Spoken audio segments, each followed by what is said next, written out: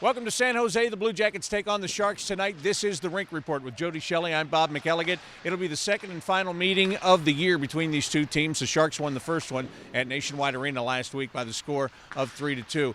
Jody, it's another one of these games where the Blue Jackets will try to take what they did well on Tuesday in Los Angeles against the Kings and build into this game today. Yeah, and they can lock it down, Bob. They've really done a nice job in the middle of the ice.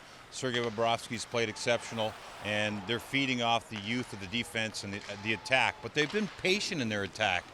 They want to start physical, get in the game here tonight, but they don't want to be too anxious because San Jose can really expose you if you do that.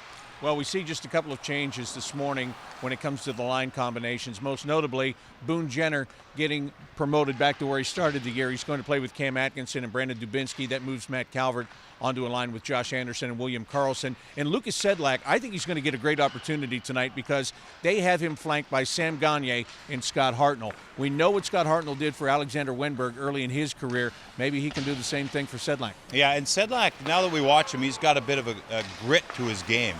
He likes to be on the puck at all times. Hartnell, as you said, not only with Wenberg, he found chemistry with Gagner in the preseason game. So I like the dynamic there. Gagner's got that feel with the puck. He's got two workers and a finisher in Hartnell. That could be an interesting line.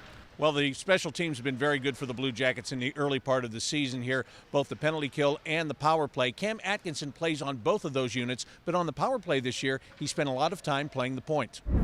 I did that in the minors a little bit in college, so I think people know that I'm more of a shooter than a passer, so it's nice to be able to find that open space, and obviously, Gags or whoever finds me flicks down low, and I'm there to, obviously shoot. Cam Atkinson's got that skill set. He can adjust. We saw that goal in LA. He had to move his body to get around that puck, but he still got the shot off. He's a right-handed shot, which sets up well for how they want to set up with Wenberg on the wall. The puck comes around, he's in a shooting position, so it's a good spot for Cam. Another guy that's been impressive as the games go on is Seth Jones. When the Blue Jackets got him last year, they expected him to turn into a number one defenseman, and right now it just seems he's just totally comfortable with his game.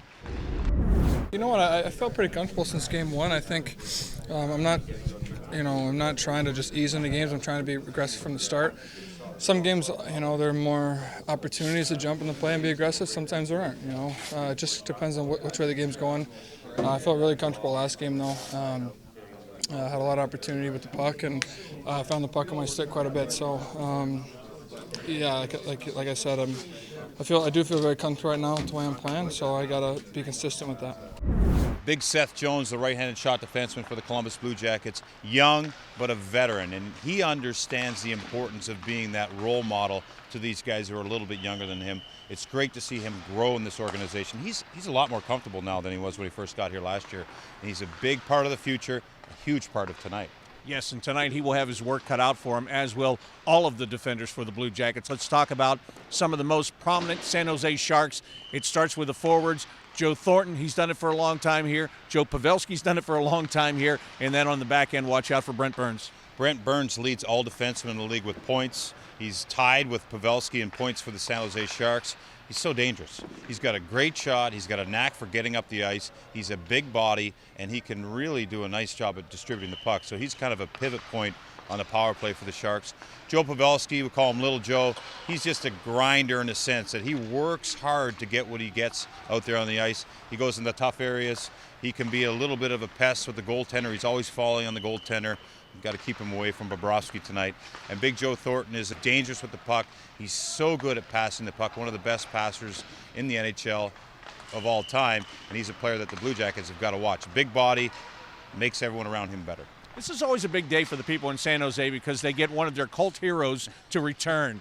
And they've only got him for a couple of more hours, and then we'll head out to Anaheim, right? I love coming back to the Shark Tank. You can see that teal. The fans are crazy here, loud, and it's a lot of fun. Fun place to be, but it's a great place to get a win. All right, 10:30 tonight. Jody will be on Fox Sports Ohio. I've got the call on the Blue Jackets radio network. That'll do it for today's Rink Report. For Jody Shelley, I'm Bob McElligott. Enjoy the game.